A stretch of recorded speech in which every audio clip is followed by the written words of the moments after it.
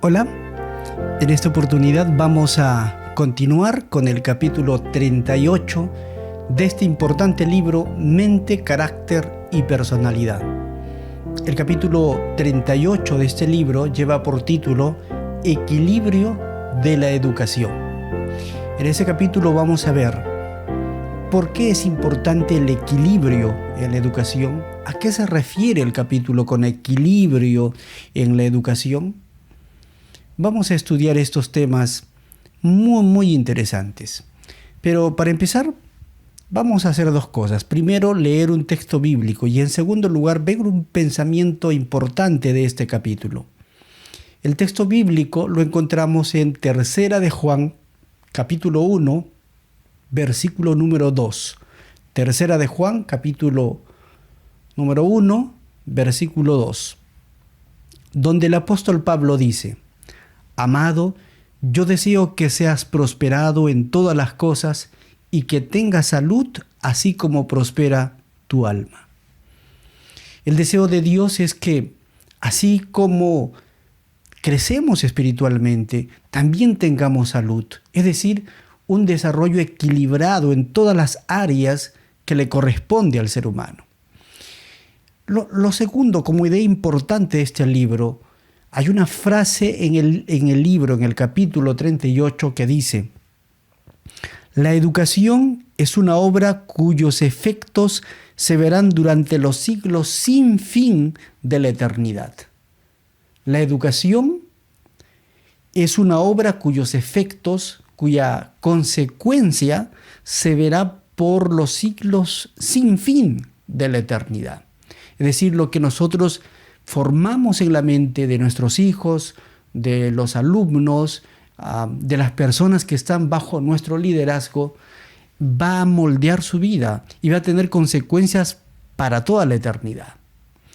Muy bien, vamos a estudiar en este libro la importancia de el desarrollo equilibrado de todas las facultades mentales, las facultades físicas, las facultades sociales y espirituales. Tiene que haber un desarrollo armonioso de todas esas facultades.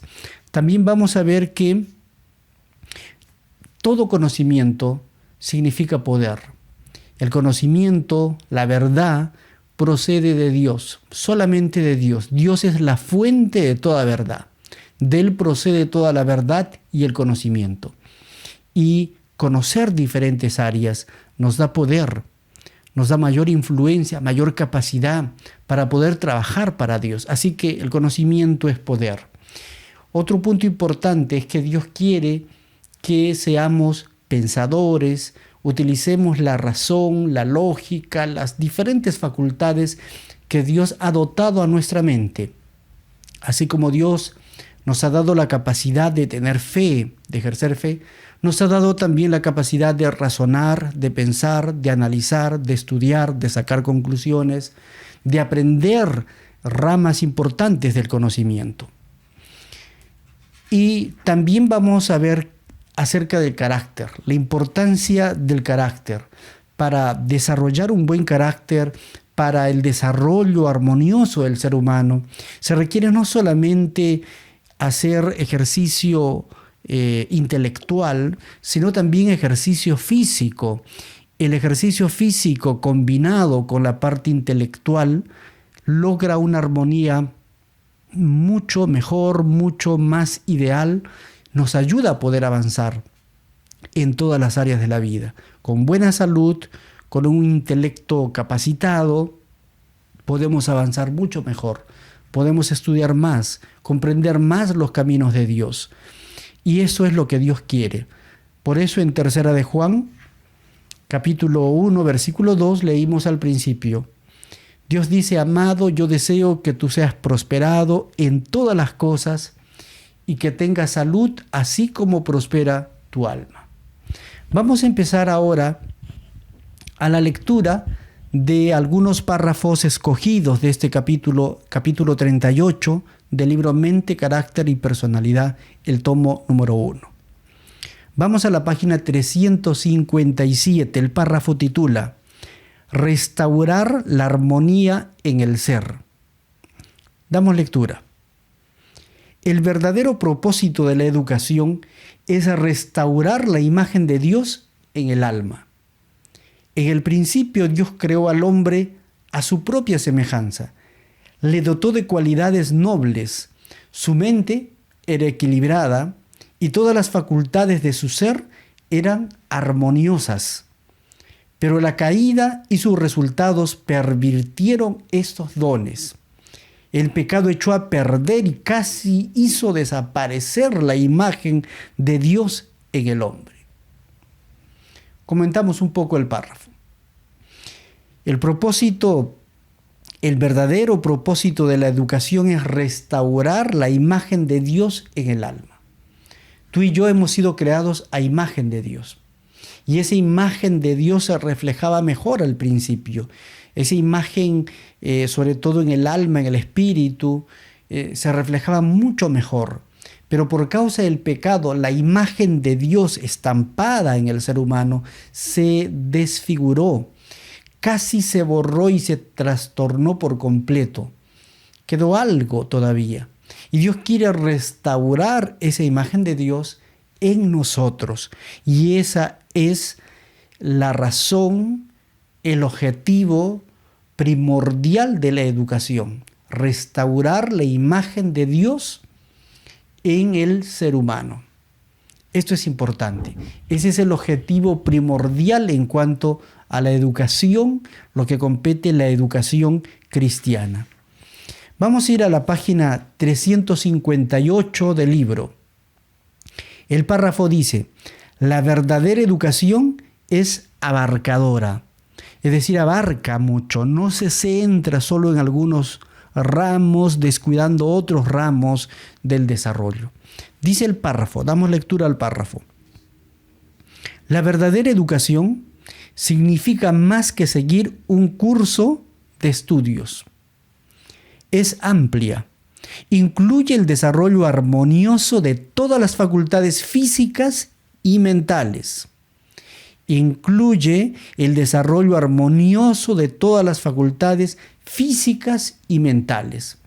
Por eso, en otro lugar, la sierva de Dios dice que la educación es el desarrollo armonioso de las facultades físicas, mentales, intelectuales, morales del ser. Dios nos ha dotado de diferentes capacidades. Y la educación verdadera consiste en desarrollar esas facultades de manera armoniosa. Por eso dice que la educación es abarcadora. No solamente ve un aspecto, ve todos los aspectos. Continuamos con este capítulo. En la página 358, en la parte final, dice el párrafo: el conocimiento de todas las ciencias es poder. Recordemos que la palabra ciencia significa conocimiento ordenado y sistematizado de las cosas. Y el título de este párrafo, repito, el conocimiento de todas las ciencias es poder. El conocimiento de todas las ciencias es poder. Dice el párrafo, página 359. El conocimiento de las ciencias de todo tipo es poder. Y es el propósito de Dios que se enseñe ciencia avanzada en nuestras escuelas como preparación para la obra que ha de preceder a las escenas finales de la historia de la Tierra. El conocimiento de las ciencias de todo tipo es poder. Cuando alguien tiene conocimiento especializado en cierta materia, se hace especialista en cierta materia, entonces esa persona se torna más valiosa, más necesaria, más útil, puede servir mejor a Dios, puede servir mejor a sus semejantes. El propósito o uno de los deseos de Dios es que desarrollemos nuestra capacidad intelectual hasta donde nos permita las circunstancias, por supuesto. El conocimiento es poder, dice este párrafo. El conocimiento de la ciencia de todo tipo es poder. Y el propósito de Dios que se enseñe ciencia avanzada en nuestras escuelas. Recordando, por supuesto, que la mayor de todas las ciencias, la más importante de todas las ciencias, es la ciencia de la redención del ser humano, cómo Dios redimió al hombre del pecado, cómo Dios rescató a este planeta de las garras del enemigo. Es la ciencia que estudiaremos durante toda la eternidad cuando estemos en el cielo. Continuamos en la página 359, en esta misma página 359. El párrafo titula: Los jóvenes han de ser pensadores. Damos lectura. Cada ser humano creado a la imagen de Dios está dotado de una facultad semejante a la del Creador. La individualidad, la facultad de pensar y hacer. Miren lo que dice aquí. Cada ser humano ha sido creado a la imagen de Dios y está dotado de una facultad semejante a la del Creador. Facultades como la facultad de la individualidad. Nadie es una fotocopia de otro. Hay una individualidad en cada ser humano. Somos seres únicos, irrepetibles. Hay una individualidad en cada uno. Facultad menciona de pensar. Dios quiere que usemos esa facultad de pensar, que pensemos, que utilicemos nuestro pensamiento, nuestra capacidad de razonar y pensar. Y en tercer lugar menciona aquí la capacidad de hacer, es decir, de ejecutar acciones, de realizar cosas, de crear cosas. Es una facultad semejante a la de Dios con la cual el Señor nos ha dotado. Sigo leyendo en esta misma página. La obra de la verdadera educación consiste en desarrollar esta facultad, en educar a los jóvenes para que sean pensadores y no meros reflectores de los pensamientos de otros hombres. Repetimos este pensamiento de la sierva de Dios. La obra de la verdadera educación consiste en desarrollar esta facultad, en educar a los jóvenes para que sean pensadores y no meros reflectores del pensamiento de otros hombres. Dios quiere no que seas un mero reflector del pensamiento de otro. La luna refleja la luz del sol, no tiene luz propia, es una especie de reflector que refleja la luz que le da el sol, la refleja la tierra. Dios quiere que tú seas un pensador, no simplemente que reflejes el pensamiento de otros hombres, sino que pienses por tu propia cuenta, que analices tú mismo, que utilices esa facultad que el Creador te ha dado. Sigo leyendo bajo este mismo subtítulo. En vez de restringir su estudio a lo que los hombres han dicho o escrito, los estudiantes deben ser dirigidos a las fuentes de la verdad, a los vastos campos abiertos a la investigación en la naturaleza y en la revelación. Contemplen las grandes realidades del deber y del destino, y la mente se expandirá y robustecerá. En vez de jóvenes educados, pero débiles, las instituciones del saber debieran producir hombres fuertes para pensar y obrar. Hombres que sean amos y no esclavos de las circunstancias. Hombres que posean amplitud de mente, claridad de pensamiento. Hombres que posean amplitud de mente, claridad de pensamiento y valor para defender sus convicciones. Valor para defender sus convicciones. Mira lo que Dios desea de cada uno de sus hijos. Desea que haya hombres y por supuesto mujeres que sean amos y no esclavos de las circunstancias. Hombres y mujeres que posean amplitud de mente, claridad de pensamiento y valor para defender sus convicciones. Por eso es que Dios no quiere meros reflectores del pensamiento de otros, sino personas que piensen, que utilicen los dones que el Señor mismo, el Creador mismo, ha dotado a sus criaturas humanas. Seguimos en la página 360. El título del párrafo es: el mayor valor es edificar el carácter. Bajo este subtítulo tenemos 3 párrafos. Leemos en el segundo párrafo: los edificadores del carácter no deben olvidarse de poner un fundamento que permita que la educación sea del máximo valor.